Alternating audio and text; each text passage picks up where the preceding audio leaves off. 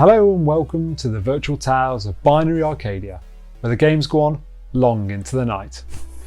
You're joining us today in what we're terming an organic review, and that might sound a strange wording, but what we mean by that is we've nothing scripted, we've no titles, we're literally going to sit here and do a critique on the latest Zelda, Link's Awakening, and just say what we think's good about it, what maybe we don't like so much about it, and just our general impressions of the game.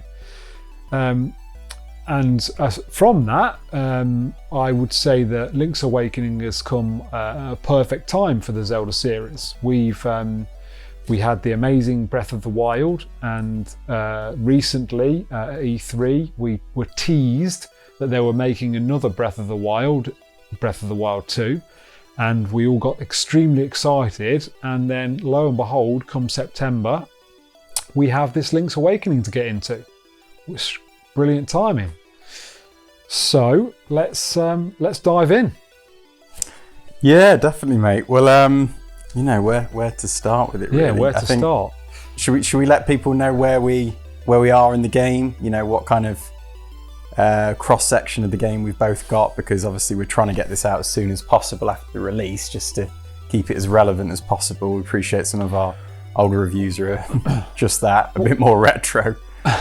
Well, I think the first thing we need to do is set the scene. What is Link's Awakening? Well, Link's Awakening is a modern reinterpretation of an original GameCube game. Is that right, Tabz? No, Game Boy, mate. Game Boy. Game Boy, sorry, yes, GameCube. Game Boy game. It was obviously, a 2D scroller, I guess, but it's been created into this fully 3D, cel-shaded world, lots of lovely detail in there, and I would say a really good remake, I would say. Yeah, it's been, it was rejuvenated once before on the Game Boy Color, and that was the Zelda DX, which was the game I played and completed originally, so I've got some previous with it. But yeah, it's definitely, it's an old school sort of Zelda experience. So as you say, that kind of open world, well, pseudo open world kind of, top down scrolling Zelda formula with dungeons, and very much the kind of sort of, I suppose, Metroidvania style where you have to. You start from scratch and you build up your abilities, skills, equipment as you go on, which in turn opens up the world, for you to explore and enjoy. So, yeah. And I would say that if we were going to get into the world, I would say that I've not played the original Game Boy game or the Game Boy Color game. It's one that missed for me because I didn't have a Game Boy or a Game Boy Color. I was in PC territory back then, but the world is fantastic. It feels vibrant, it feels fresh, it just feels like a very fun place to delve into. Yeah, I mean, before we, obviously I want to address the performance side of things, because it is, or at least it was, a big deal for me. I got over it, and it's a niggly thing that still bothers me, but it doesn't trash the game in any way, shape or form. But yeah, absolutely, the style is this kind of tilt shift miniature style, which just fits it perfectly. So you see these kind of, almost like toy-like character models. There's this kind of depth of field blurring at the sides of the screen, which again emphasizes this sort of tilt shift miniature effect. And it fits very nice with this kind of top-down cutesy Zelda world, and that's very much what was, enlivened from the previous game, which was obviously on a Game Boy, and therefore they were very limited in how they could graphically create this world. So it's just a perfect step up from that. And as you say, what struck me, one of the things that struck me was the interiors of a lot of the settings and of the villages, for example, and then as you go around, the kind of the NPCs dotted around the world, very detailed, and really they really do a lot to bring them to life and to kind of tell little stories about what each character in the world does, what their lives are all about. And that really does just give it a new dimension that, you know, the older game just didn't quite have. You had to use your imagination a lot more, I suppose. And I think there's one part in the game where you need to find a person because you need to do something. You need to find this person, and you look in some of the houses, and because you've been in the house and they're so detailed, you notice that something's a little bit different. So you're like, oh, hang on a sec, that looks a bit different. And I think that sort of creates that, because it's so detailed, you take it all in, you know, and you basically what happens is you see this letter. The letter says, I've gone to the beach, and obviously that's where you go and find her. But I just thought that was a great little detail. The way in which they've incorporated the detail in the houses, it gives that sense of reality. So when something is different, you go, oh, hang on a sec. Yeah, definitely. Yeah, well, that was a tough one. It took me a little while to get my head around that, actually, and realise, you know, where I needed to go next. So yeah, absolutely, one of those things that little details like that really come into their own. And yeah, I think one important thing to point out is also the way in previous in the original version, of course, it would have this kind of, well, the Game Boy was limited graphically, and it would kind of load in and build in screen by screen, so you'd get this kind of effect of the screen kind of shifting over as you went on to the next screen, whereas in this one it's fluid. You know, this whole open world is totally fluid, and you know, it just moves from screen to screen without you having this, you know what I mean by that jarring effect. Yeah, I was just that chuckled me because it's a jarring effect in your play experience because of the technical issues that it's well, it's still got technical issues, but at least there is a fluidity that the Game Boy version didn't have, and again, it just helps make the experience more, you know, just more immediate, I suppose. I have to say, the selection of cel-shaded graphics for this game, it's like a marriage made in heaven. It's absolute perfection. The sort of animation style of the entire world is perfect for cel-shaded graphics. I think it's incredible. I mean, we know my love of cel-shaded graphics, so it's no surprise that I love the graphics, but yeah, I just think it looks incredible. I love all the NPCs as well, and I don't know, I mentioned this somewhere, have I texted somebody this week, I don't know, but the characters, they're very reminiscent to me of Animal Crossing. All these kind of animal-based characters, and they don't look too far away from Animal Crossing style either. So it does make me wonder if the original inspired Animal Crossing in some way. This kind of village of animals. I had this exact conversation with a friend this week on Wednesday, and I said, you know, it's got a real feel of Animal Crossing about it. I wonder whether that's how they created that game. His reaction to that is, have you seen the new Animal Crossing? Oh, it looks like a POS, doesn't it? Which I was like, oh, okay. A POS? What's a POS? Oh, okay, yeah. Okay. Yeah, I get you. Well, I don't know if it looks that bad. But yeah, I completely disagreed with it on that. I actually think it looks like a good step for the series. But we've gone off on a massive tangent. Tangent mode. We need to reverse back. Yeah, I mean, I'm really chuffed with what they've done in terms of character models, the design. I think it's stunning, and it just adds to the game. Like I say, brings that third dimension that the previous games didn't have, and just makes the experience, you know, it brings it up to date. And because of that, you'd be surprised at how much that transforms the experience as well. The old game is still great. But I suppose we should mention, given this is Link's Awakening, Rich, what do you feel about the kind of merging of Mario's world and characters in with the game? Yeah, I mean, I think that is less than I thought it was, actually. Looking at the trailers I'd seen before the game, it looked like it was quite heavy, but there's only like 2 or 3 things in there that really marry in with the Mario world. You know, you've got the Goombas.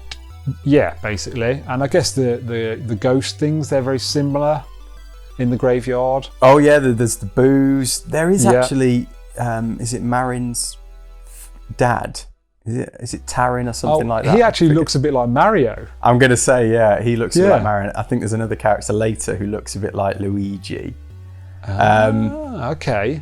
And you're yet to see a couple of other enemy types that are literally taken straight from the game. Oh, really? Straight off. And then you've got Shy Guy, Shy Guys from it as well. Oh, of course, yeah. No, there are way more similarities than when you really think about it.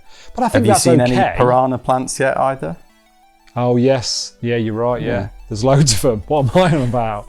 No, but the thing is, that's the thing though. Obviously, they merge them and blend them quite effectively to the point where you don't really see where Mario, begins and Zelda ends. So that's testament to it. And I mean, because isn't the premise of this game that it's a bit of a dream world? Yeah. I mean, careful on the old spoiler alerts there. I know it is an old game and everything, but at the same time, there's going to be a lot of folk who haven't played the original, so want to preserve the experience. But yeah, there's definitely an element to that. Yeah. The point I was making is you've got a bit of license to do that kind of crossover when you're in almost a dream sequence type world, Yeah, absolutely. Yeah, just let your immgination go wild, and I think for a developer, that's a real creative boon, isn't it, to have that in your pocket. But we've talked about the world a little bit.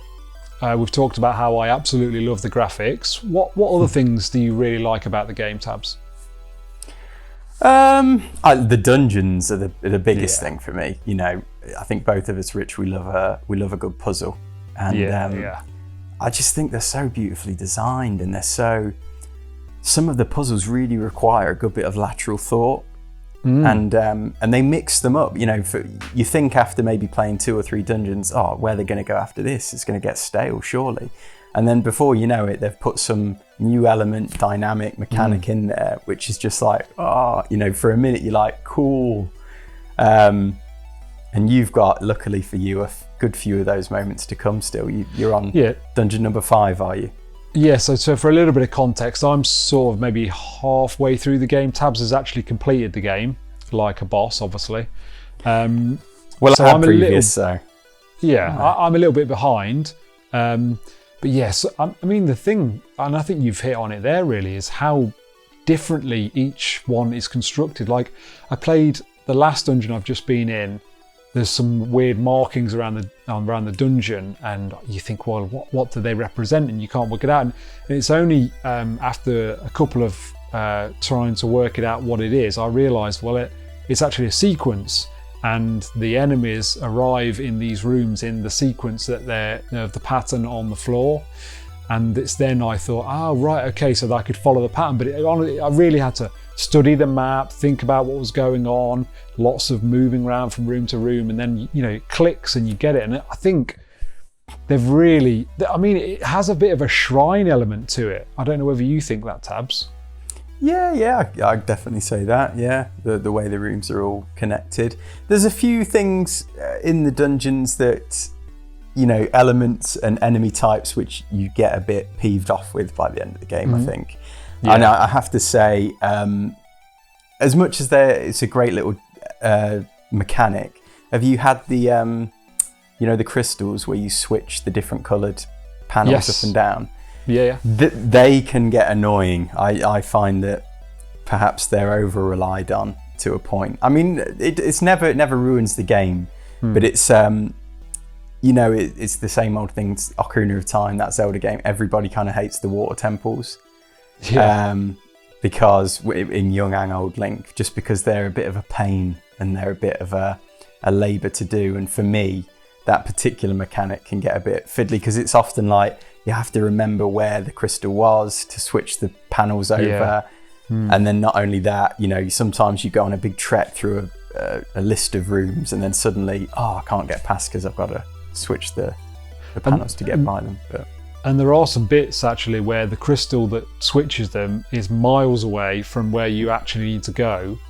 So you're like, you've switched it, you've got there, then you've realised, no, you need it the other way. So yeah, it can be a bit of a grind on that respect. What I do like though, and I don't think this is a feature in every Zelda game, obviously you get your compass that reveals in dungeons in what rooms keys are in. You get your dungeon map so you can see all the rooms about and get your bearings. But they've got these owl beaks as well, which serve to provide hints. And I think was that in the original? I think it was. Okay. I mean, I might be wrong because it's been many years since I played it. But either way, it certainly adds I think in most of the dungeons, you kind of have to use those owls because they give you hints to clues, which, well, unless you've played the game before or know it from a guide, you wouldn't know otherwise. Oh yeah, so absolutely. They have a way of kind of gating your progress in a way that's just cool to have that other element that you have to kind of find and then return to points in the dungeon where you remember they were to get the answers from these kind of owl statues. And some of them are quite pivotal. There's one bit where I've got to where it specifically tells you in what order to kill some enemies. And if you do it in the right order, it reveals a door or some stairs to the underground. But if you don't do that, you've either got to look into that, or like you say, you've had previews on it. There's some really cool bits in that. Yeah, I remember because if you kill those enemies in the wrong order, it goes. Did you notice that? Which for a while I was thinking, what? Why is it doing that?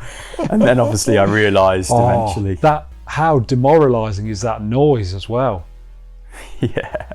It's horrible noise. You just like, oh. Well, that's another thing, isn't it, that you've got to say. I mean, we can kind of get onto sound design with that, but the sound effects are beautiful, aren't they? Oh, like the opening of the chest, discovering a secret, it's all classic Zelda, and it's a big part of the series that brings that familiarity back whenever you play a new Zelda game. But I think they're beautiful in this. They really are nice. The background music, though, I love the background music. It just gives it that like jovial. You feel like you just want to keep playing it. It gives you a real jovial feeling. Yeah, I mean, the amount of times I've just caught myself playing in the overworld and, starting to sing along or hum along to the Legend of Zelda chorus when it kicks into life, because it's got a more orchestral quality. Obviously, very different to the 8-bit chiptune kind of beeps and farts of the Game Boy.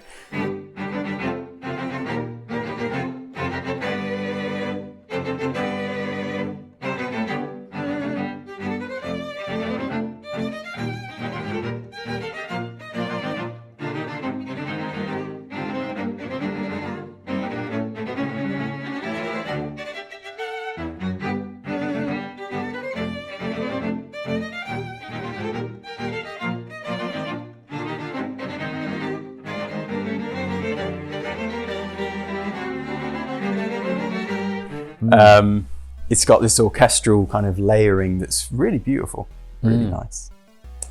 So yeah, top trumps on that. I mean, do you want to say a word, Rich, on the kind of the NPC side quest journey as well? Because I think that has a lot of merit to it. Yeah, definitely. I mean, so there's obviously NPCs in the world, and there's various bits. And then you're not really necessarily instructed to do these sort of side quests. Someone might say, I'd like this item. That's it. They don't, and it doesn't come up like, for instance, in Breath of the Wild, you have that quality of life feature where it'll come up and, register a side quest.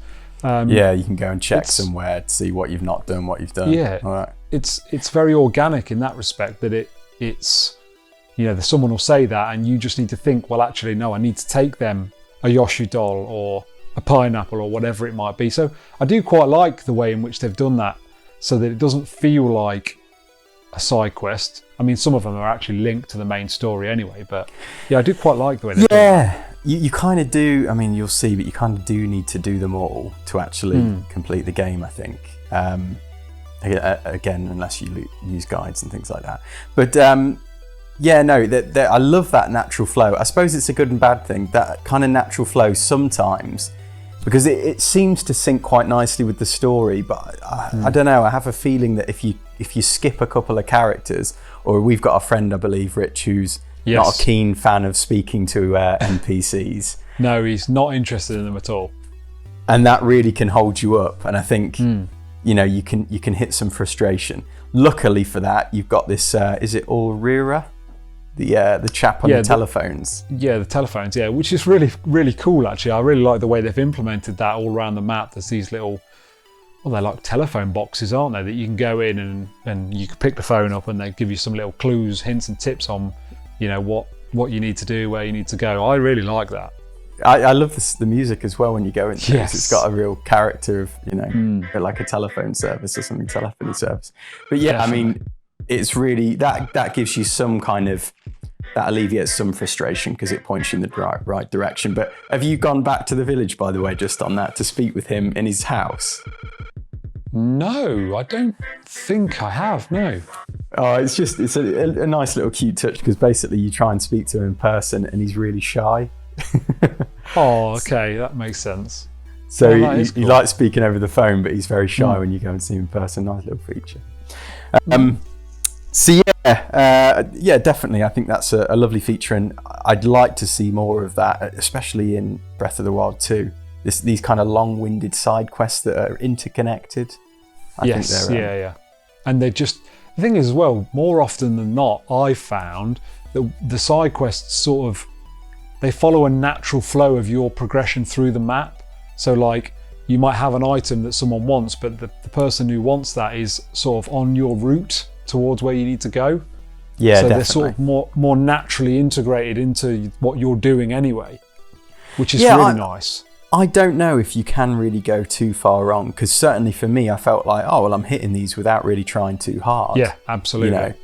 So I think they have implemented that quite well. And some of the mini games along the way as well, Rich, are quite enjoyable, aren't they? I have to say, the crane game I found really frustrating. But it's not easy, is it? No, but and especially you'd sent me a picture of it completed, and I was like, I didn't really think anything of it at the time. I just thought, oh, it's done, you know. But then when I actually got to that bit and was doing that, I was like, there was a newfound respect for that picture that you'd sent me of the completed crane machine. You do have to nail some methods down, that's for sure. Yes, definitely. You know, the buttons aren't analog, and no. You know, if any, just to give you a description, viewers, it's this traditional kind of, well, they call them UFO catchers or crane games. So you have kind of two planes of movement and only one go at each plane of movement, and you've got to get it bang on. And then, importantly, Rich, the ones at the back are actually on moving platforms, aren't they? Yeah, the platforms are like moving like this. I'm just doing a gesture. No, you can't see this, Tabs. Okay. Yeah. Yeah. So I mean, you've got to then try and get the item, even though it's moving on the thing.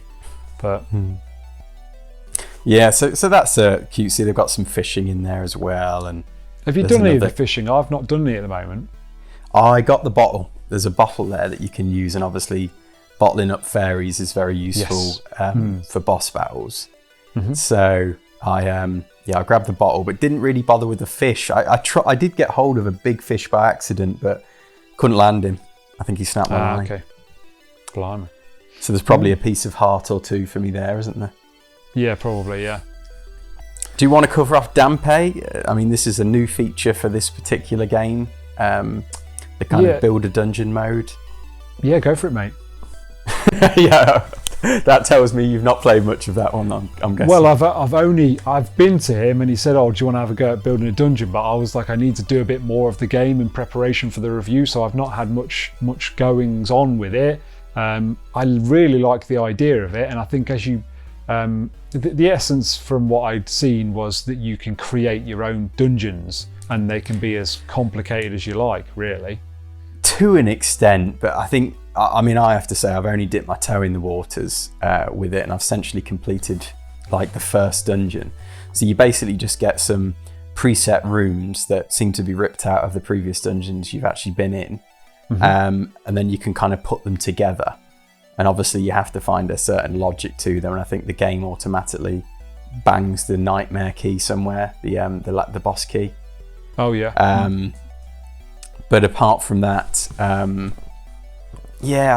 didn't enjoy it a great deal, to be honest. And you don't really get I don't think you can customize the rooms to any great extent, well, at all. Oh, really. okay. They're just pre-cut, if you like. And then it's you're just stitching the rooms together. I have seen from other coverage as well that perhaps it's a bit like the old Korok Seed scenario, Rich, that, you know, if you play through them all, there's different stages, there's not much in it for you in terms of reward. Right, okay. So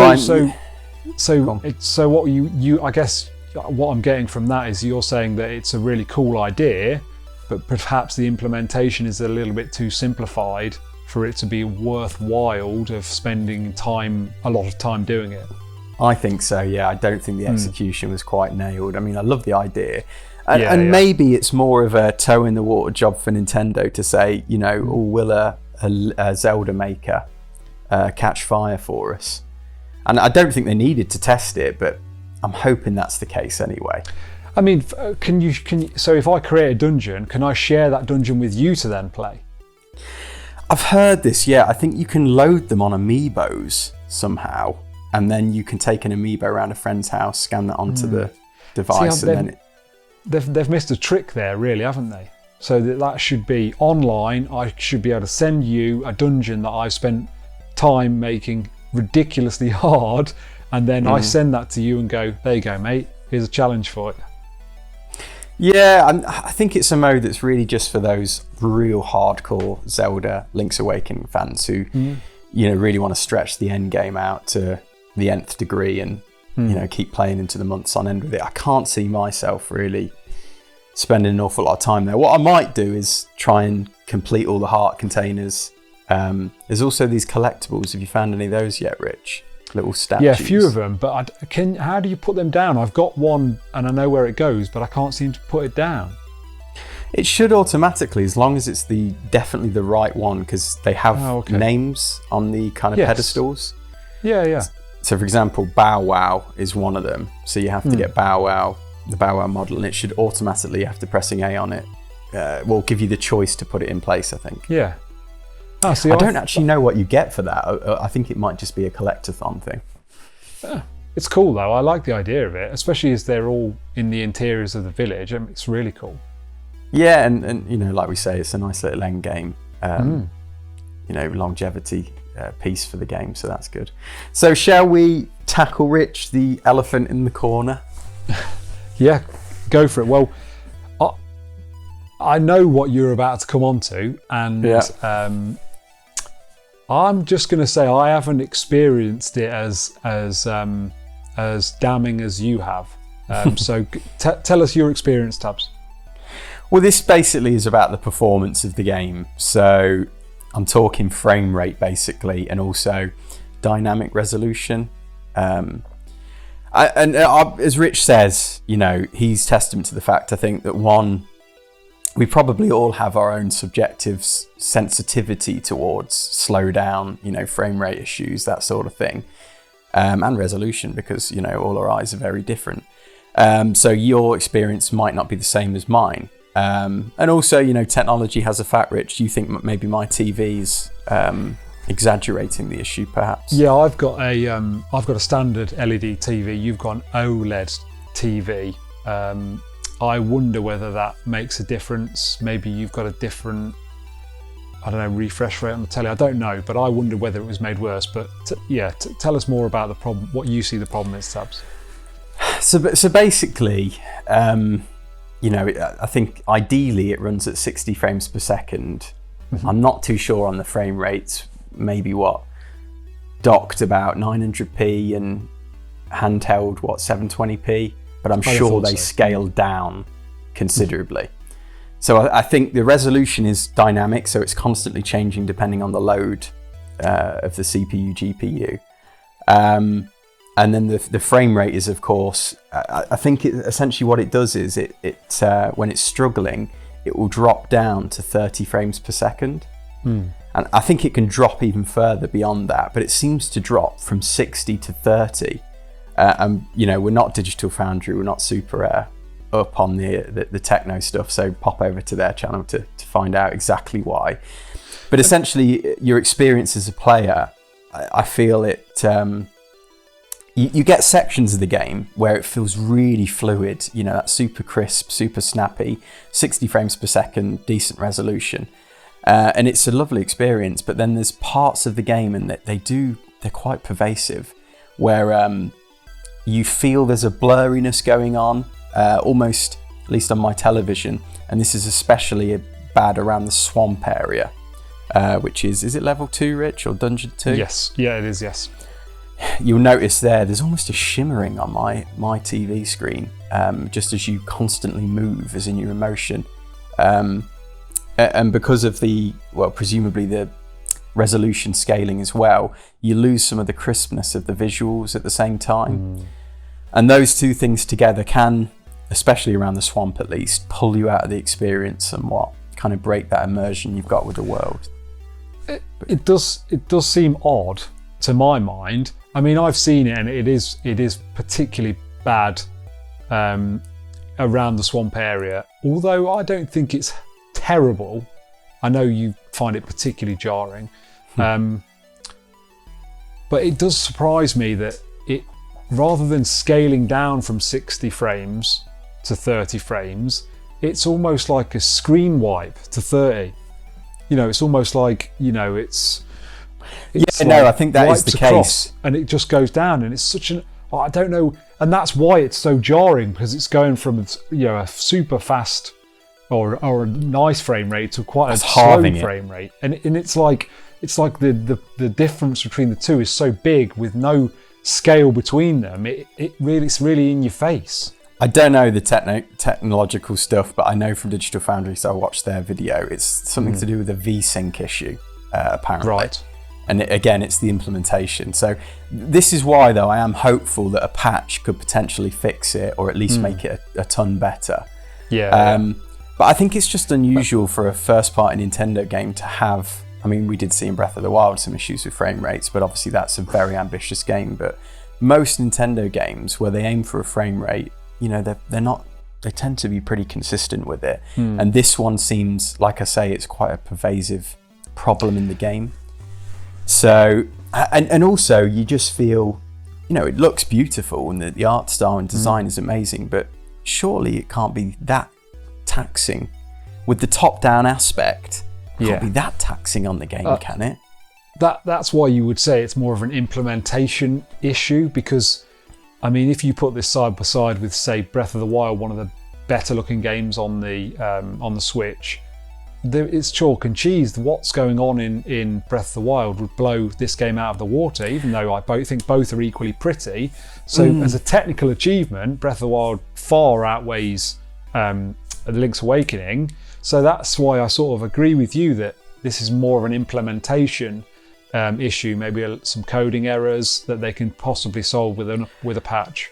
Well, that's why these top-down aspects, you know, isometric views, all those things are used, because essentially they limit the amount of potential on-screen rendering that is required. They quite nicely kind of bottle it, so that the CPU and GPU is not strained, because you know, you can always guess roughly how much you've got to render. With a fully 3D camera like Breath of the Wild, well, it's as far as your eye can see, isn't it? It kind of has to render, and it's got to keep itself on its toes. So yeah, and it just feels like camera.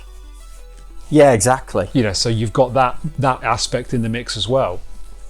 And then the more complicated geometry of a game like Breath of the Wild, you know, compared with this, where it's all very, you know, it's miniature and it's quite uniform in its design and styling. So yeah, I mean, anyway, I would say for me it was a bigger issue than some people, but certainly not game breaking or experience. No. It's not a deal breaker. No. Still a great game, great experience, slightly marred. You know, it will lose a point off the review for me on that, perhaps.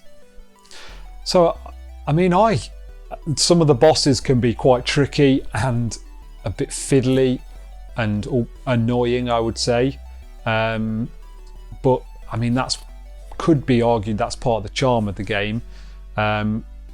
And I would also say that when you die, you have this, you can either retry or save and continue, but when you retry, you basically start at the very start of the dungeon again. So a retry, say you've been defeated by a boss, it's a new boss, you're not used to its patterns, maybe you've gone in there with only 3 hearts because you're either fresh to the game or you've been taking some damage from other enemies. It puts you at the start of the dungeon. Now, it might take you 10 minutes to get back to the boss. And if that's the only thing you've got left to do in the dungeon, it can be a little annoying. Yeah, I mean, you do get those dungeon warps, don't you? Which are really you do, useful. yes. On some of them you do, yeah. I think they're on every single one, are they? But they are, but they don't always get you right back to the boss. Oh no, yeah. There's always a little bit of travel to do from those to the boss. Yeah. No, I think there are some kind of hangovers. Is that the right word from the original Game Boy game? Yes, They've definitely put some quality of life. One big one is the fact that the sword and shield are now automatically mapped to buttons, so you don't have to constantly chop and change as you did in the Game Boy original. So when you say that, in the original you had to set them to like X and Y like we do all the other things. Exactly, mate. All you had was A and B. Oh, and of course, literally, A and B, they would just be items in your inventory, like your hook shot, like your bow and arrow, like your boomerang. Oh, yeah. So you'd have to constantly shuffle. I mean, it just... Yeah. It probably made the game a bit longer, but not in the interest of player experience, that's for sure. Wow. So I think we've probably given that a good old bit of coverage, Rich. Is there anything else you can think of we've not mentioned? No, I think that covers it off. I mean, some positives that I've seen from the game.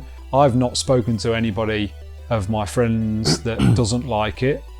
One of my friends who nowadays struggles a little bit to get into games, just struggles for time with games. He loves games, actually quite a good gamer, but he just struggles with time. But this, I sort of like reinvigorated him with games a little, maybe, because he can literally do 10 minutes here, 10 minutes there. It's a pick up, put down type of game. So that's quite cool. I think there's some really cool features to it. I think you could definitely say, that is a big characteristic and selling point of this game. It's the accessibility. It's so easy to get into and play. You don't really have the same kind of overwhelming experience that you might have with, say, Breath of the Wild, where you've got all these different mechanics kind of pouring in on you at once, and you're having to master this world before you. With this game, it's quite, it's quite simple, isn't it, Rich?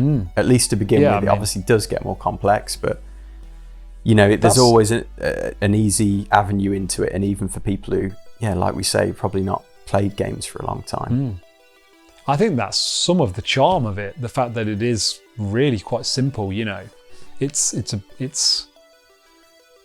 a hack and slash almost. There is elements where you need to be more complicated because the enemies are more diverse, but it's so simply done. I think that's why it feels really fun to play. There's not an overarching thing of, I'm not very good with the bow and arrow, or I'm not very good with this, because it's quite a simple game mechanics.